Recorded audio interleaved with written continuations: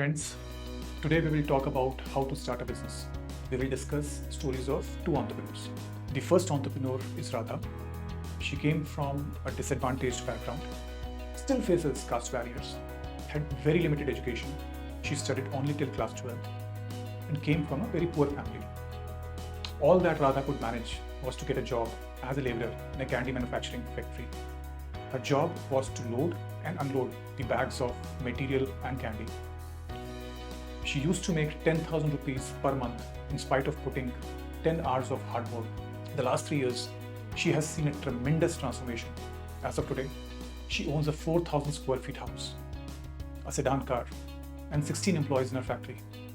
As of today, she is preparing to launch a 1.3 crore candy manufacturing factory, all through her business earnings. We will also touch upon the experience of Tarun, who came from good education and a privileged family, whose father was rich enough to provide him 17 lakh rupees to set up candy manufacturing unit. In 3 years, Tarun also has seen tremendous transformation, but towards the negative territory. As of today, he does not own any house, he does not have any car, and he no longer owns his factory.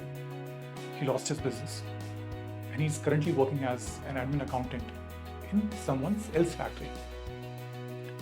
Now, let's see how this transformation happened in the lives of Radha and Tarun in 3 years. Before we do that, it's important for you to understand the different types of businesses that can be done. There are 3 types of businesses. One is trading, in which you purchase material from a certain location from someone and sell it as it is without any processing at a different location to someone else. You typically buy in bulk to get a discount on the price and then sell it at a higher price to earn a profit. For example, a garment shop, retail unit, or as simple as a kirana grocery store. In the second type of business, which is manufacturing, you purchase raw material from producers or wholesalers. You then process or manufacture a certain product in your factory and then sell the finished product in the market at a much higher price.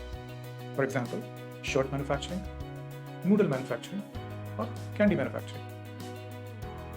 There is also a third type of business called services, in which you own a machine or equipment or a certain skill set you may have, and you provide a service to the customer. For example, beauty parlor, Xerox center, or tailoring. Now let's come back to our main question of how to start a business. There are 2 approaches.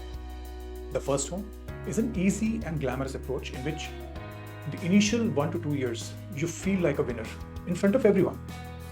But reality soon dawns on you and you realize that you made a mistake by choosing this path.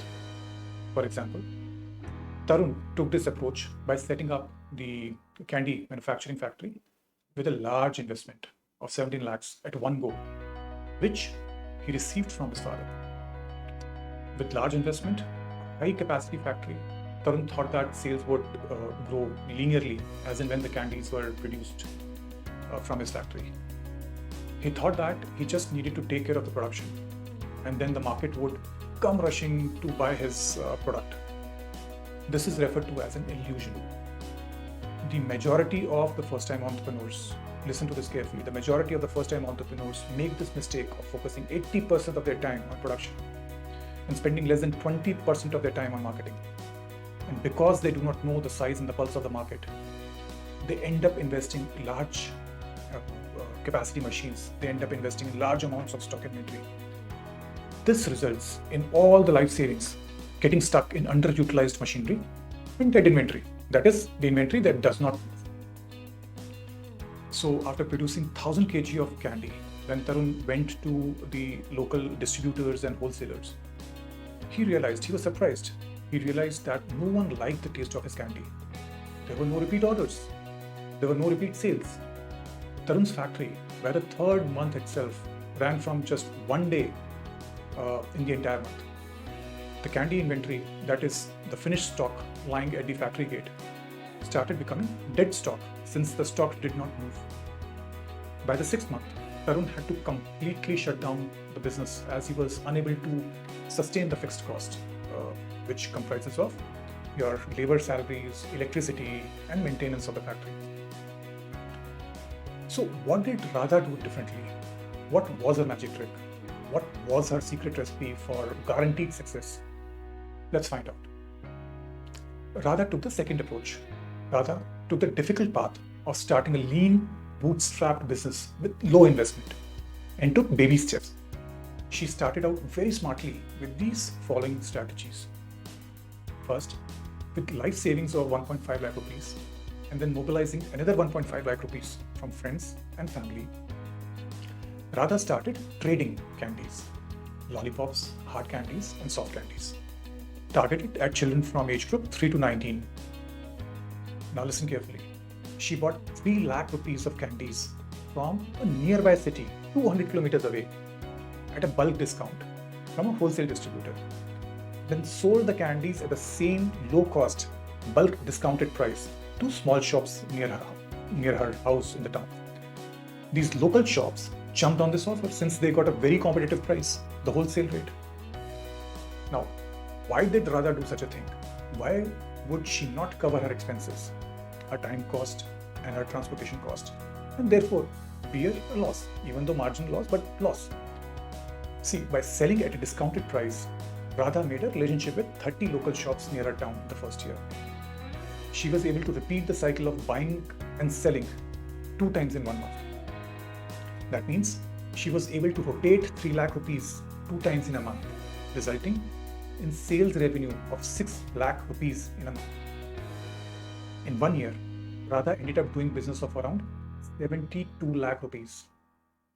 Now, during this 1 year, what Radha also did was experiment with different recipes to replicate the taste of candies which were already a success in the market.